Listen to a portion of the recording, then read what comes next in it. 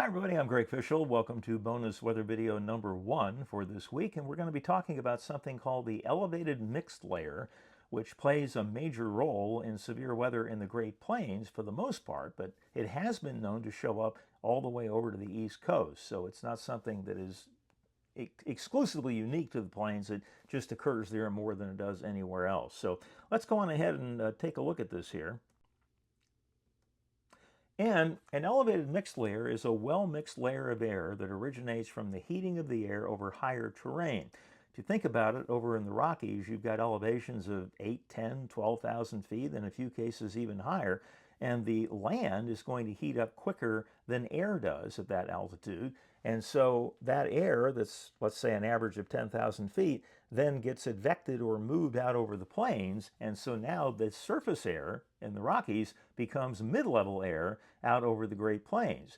And it plays a big role in making the atmosphere very, very unstable as a result. We'll show you an example of that in just a minute. Now, the mixed layer is then transported into the mid-levels of the atmosphere over the lower terrain, i.e. the Great Plains, and this layer is characterized by very steep temperature lapse rates and very dry air, and there's usually a significant temperature inversion just below this layer, okay? And you'll see that on the example sounding in just a minute. It is sometimes referred to as a cap because it prevents warm, moist air from below it to rise. If you think about it, if air is only going to rise when it's warmer than its environment, if it's colder than its environment, which it would be if it tried to go through this cap, then it's going to go right back down to where it used to be, and we call that a stable atmosphere, where the air parcel tries to move away from its initial location and can't do it, and so it comes back to its origin. If it's unstable, then it starts to move away from its original place and never returns, okay?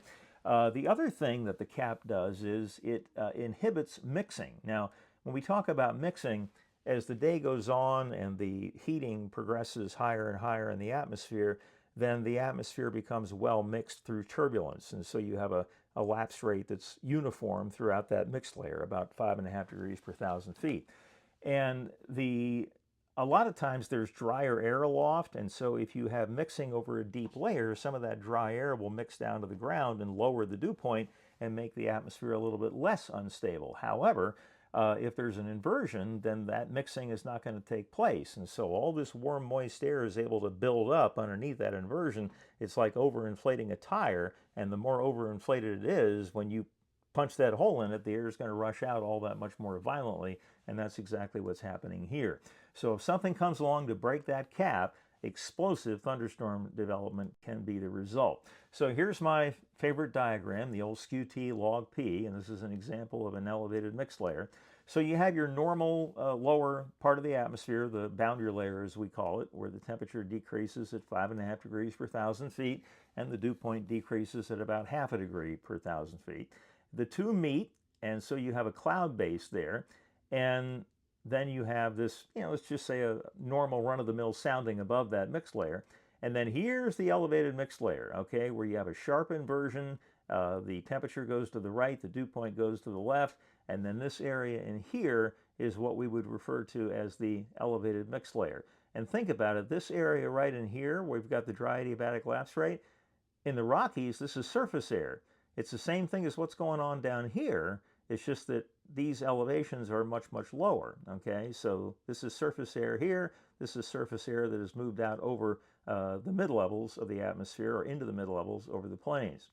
Okay, and then that's just the rest of the sounding, and of course the temperature increases with height up here as you go into the stratosphere. Let me just point a little arrow toward that. Okay, so this air parcel is going to get to this point, and then it's going to begin to rise a little bit, but then it's going to encounter this cap. Okay, that's the cap right in here. And so now it's negatively buoyant and it can't go up anymore. But if something comes along to remove that cap, woo, Katie bar the door. All of a sudden now this air parcel is way warmer than its environment, which is over here. And all of this area in between those two is what we call CAPE, which is convective available potential energy. And the more CAPE you have, then the more buoyancy you have, the stronger the updraft and the more violent the thunderstorm is. And you can go from basically a cloudless sky to tornado-producing thunderstorms in less than an hour. in a situation like this. So it's definitely something to watch. Now, there was a big tornado and flood outbreak in Oklahoma back on the last day of May of 2013. And I don't know how well you can see this. This is a sounding that was taken in the morning, and this is the inversion right in there, and the air parcel's trying to go up in this area, and it just can't do anything. But then, if we move on to the sounding that was taken later in the afternoon, then that inversion starts to get eroded, and now this air parcel is free to move up along this line. And again, you've got all this cape, all this buoyancy in here, and that turned out to be a violent thunderstorm. And the tragedy of this particular day, and for those of you that are weather nuts, you may remember this guy, Tim Samaras, who was the star basically of the show Storm Chasers on the Discovery Channel. This guy, if anybody knew where to be in tracking a tornado and to do it safely, it was Tim. He was just the best of the best. And unfortunately, he was near El Reno, Oklahoma, and the tornado that he was tracking abruptly changed course and took his life, his son's life, and another person that was in the vehicle. And so it just goes to show that even the most knowledgeable people can still get fooled by Mother Nature. And it's just a huge loss, and it's hard to believe it's been over 10 years already since that's happened. But Tim was incredible. He just did some very, very great work, and it was a terrible tragedy to lose him. Okay, that is bonus weather video number 1 for this week. I'll have the daily weather update later. It all depends on when the anesthesia wears off from my little medical procedure, but I will get something to you at some point. So you all have a great Monday afternoon, and we'll talk to you soon. Take care.